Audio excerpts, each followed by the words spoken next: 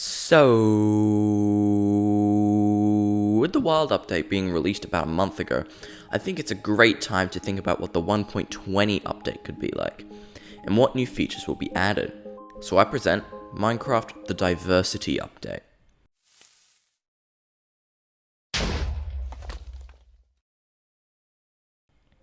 This update brings in a lot of new features, but not in the way you'd expect. This update, as the name suggests, adds more diversity to the biomes, animals, and items already in the game. I will only cover the basics of my ideas and only stick to the topic, so I will not explain what mobs can be found in a new biome in the biome section. I'll explain that in the new mob section. Also quickly, in each of my envisioning videos I will be talking like the theoretical update has already made it into the game, so keep that in mind.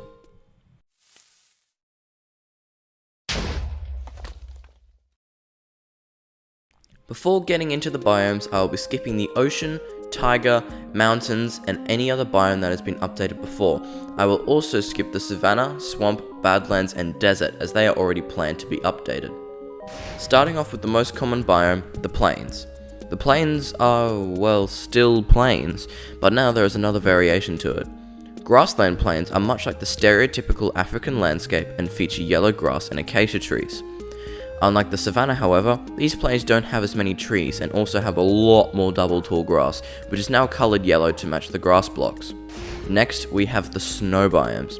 Powdered snow can now be found in the regular snow biomes as well as the mountains. You can also find dead trees that have no leaves and have little twigs that you can break for sticks. I still want to keep this biome relatively barren, but I still wanted to add a few more things to it. Next, we have the forest biomes. I have quite a few changes and additions to make the forest feel a bit more alive.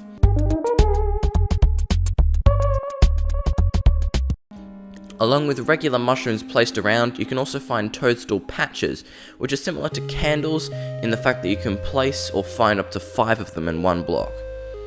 They can be found on the floor and also as mushroom wafers on the walls or logs. Regular oak trees now also have 2 variations. One is the original, and the other is an apple tree, which has a few visual differences to tell them apart. Finally, in the ponds and lakes here, you can find lotus flowers as well as lily pads.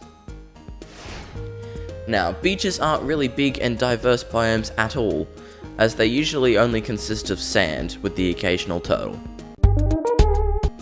Here you can find seashells and coral pieces strewn along the shoreline. You can also find palm trees along the back edges of the beach, with coconuts on their leaves. The last biome I wanted to diversify is the jungle. As exciting as the jungle already is, there are a couple things that can be added to make it even better.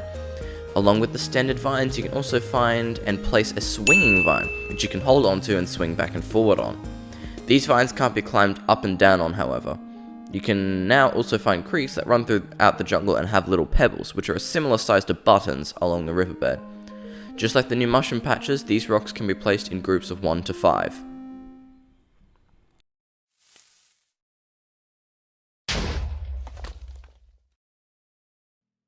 This section will probably be the smallest. I'll go through each of the new structures, where they can be found and what their purpose is. The lumberjack's cabin is a simple village hut that can be found in any of the forest biomes. They sometimes contain a chest with contents that range from pieces of wood to rare enchanted axes. One villager can be found there that wanders around and trades sticks, wood, and planks. The Wandering Trader's Camp is a small tent or tents that can be found in any land biome apart from jungles, ice spikes, and mountains. One Wandering Trader can be found there that will not despawn, unlike the emergent Wandering Traders. Jungle villages are special villages that can obviously be found in the jungle. Unlike regular villages, however, these villages are in the trees, kind of like the Ewok villages from Star Wars. They do not have farms, wells, or blacksmiths, however, as they are in the trees.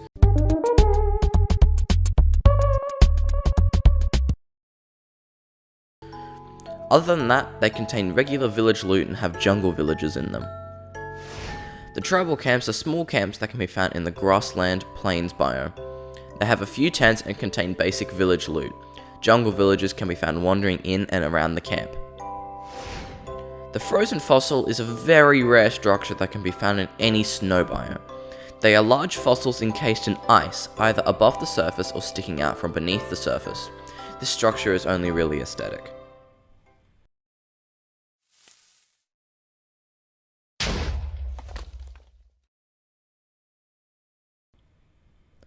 There are quite a few new mobs that I think could fit really well into Minecraft. Like the structures section, I will go through each mob, where they can be found, and what they behave like. Monkeys are neutral mobs that can be found in the jungle. They can swing from swinging vines and also run pretty fast along the ground. If attacked, they will attack back, causing minor damage.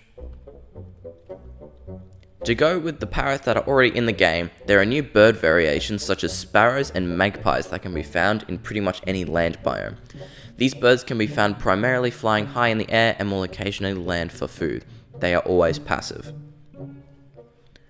Now, seagulls. I've put this bird separately to the other birds as seagulls act a bit differently. They fly around like other birds, but they can also swoop down and pick up food lying on the ground or can snatch food from your inventory. They are passive and found in the beach biome. Now, as strange as it is to pair snakes and lions together, they are paired because they act very similarly. Both creatures are aggressive and will attack if you get too close. Snakes slither along the ground but can rear up if you get really close. They inflict poison on attack. Lions act like horses as they can run fast along the ground. They inflict bleeding on attack.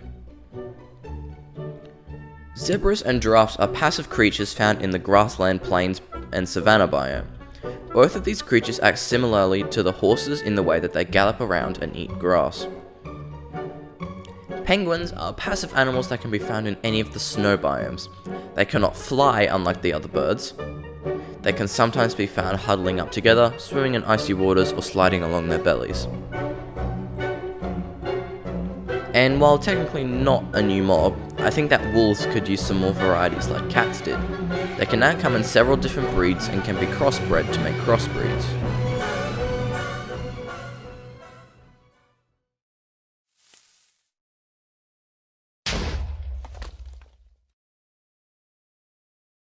Now, like my last Envisioning video, I have made a lot of new items, and I'm too lazy to edit them in.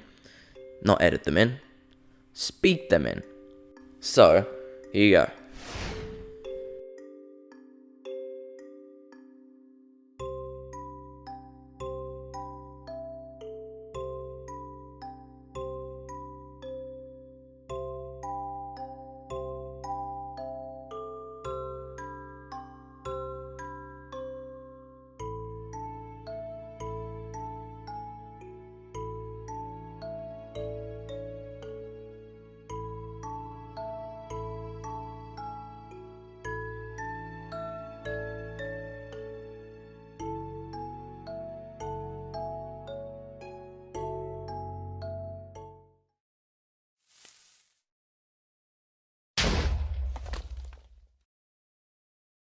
Now, here is a list of small changes to be added to the 1.20 update.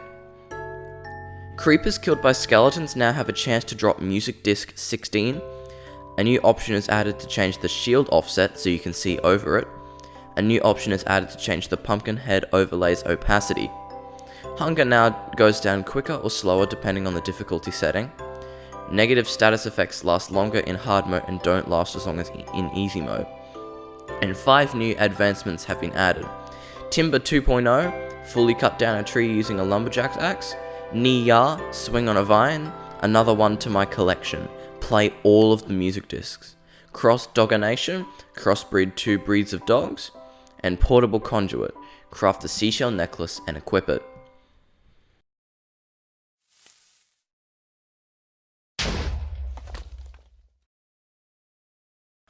I hope that you all like this theoretical Minecraft diversity update. I had a lot of fun making this episode, and I hope to see you next time.